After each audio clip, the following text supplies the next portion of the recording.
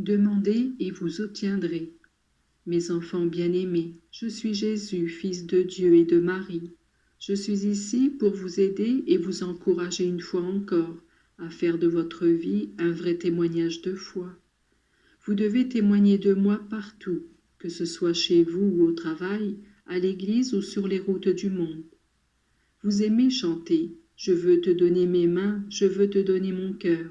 Eh bien, dans ces simples paroles, il y a tout un programme. Les mains sont le moyen avec lequel vous accomplissez votre travail.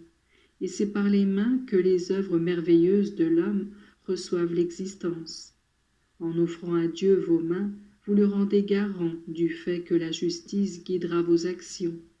Si vos mains sont instruments de bien, dans l'offrande que vous en faites à Dieu, voici qu'elles deviennent signe de sa providence. Si ensuite vous songez à l'importance qu'a le cœur dans la vie de toute créature humaine, vous comprenez combien il est important d'en faire don à Dieu. Cela signifie le mettre au cœur de votre vie, lui faire don de toutes vos affections et de tous vos sentiments. Si vous saviez vraiment comprendre et réaliser la donation de vos mains et de votre cœur à Dieu, vous seriez déjà en bonne place, sur la voie de la sainteté. Je voudrais que vous fussiez toujours conscient de ce que vous me dites, et que vos paroles ne soient pas prononcées au hasard, mais qu'elles expriment une réalité. Il est vrai que tout seul, vous ne pouvez même pas monter un échelon de cette échelle, qui de la terre va jusqu'au ciel. C'est pourquoi j'insiste afin que vos mains soient souvent jointes en prière. Vos besoins sont nombreux, et c'est pour cela que vous devez insister. Rappelez-vous l'enseignement que je vous ai donné dans l'Évangile.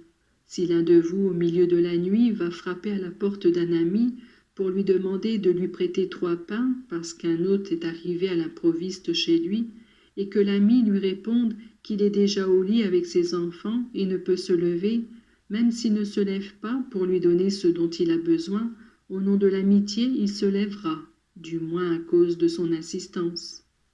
En effet, celui qui demande obtient, celui qui cherche trouve, et à celui qui frappe on ouvrira. Je vous ai dit aussi, quel est le père auquel son fils demande un poisson et qui lui donne un serpent, ou s'il demande un œuf, lui remet un scorpion. Eh bien, mes enfants, votre insistance dans la prière sera récompensée.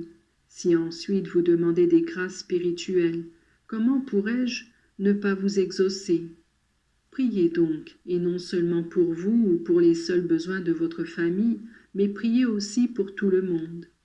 Vous voyez les jeunes qui devraient subir plus fortement l'attrait du vrai, du beau, du bien, se perdent au contraire dans les 1000 futilités humaines et croient aux fables plus qu'à la vérité. Ils embrassent l'erreur et renient la foi qu'ils ont reçue comme un don précieux. Ils oublient les prières qu'enfants ils avaient appris de la bouche de leur maman. Rendus fous par la sensualité et le matérialisme, ils ne recherchent que leur plaisir.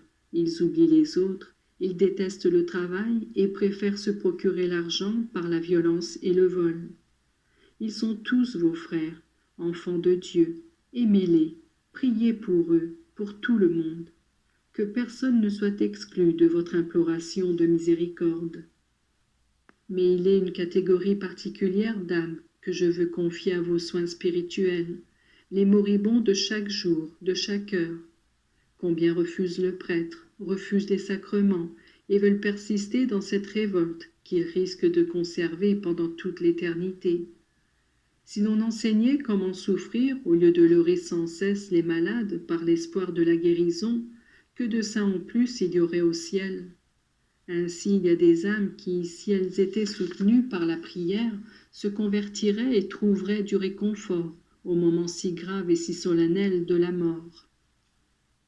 À vous, mes enfants, je confie ces devoirs, et je vous recommande aussi les familles où est entrée l'infidélité, et qui pour cette raison vont se défaisant tandis que la haine prend la place de l'amour, qui devrait unir les cœurs. Soyez toujours des instruments de paix. Vous dis-je à vous, en particulier aux mamans, qui parfois, mues par trop d'amour et par la jalousie, ne savent pas conseiller. Priez pour tout le monde, oubliant vos intérêts personnels, pour embrasser ceux du monde entier.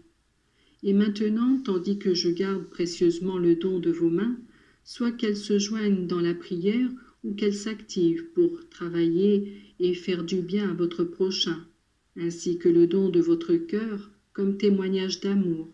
Je vous bénis.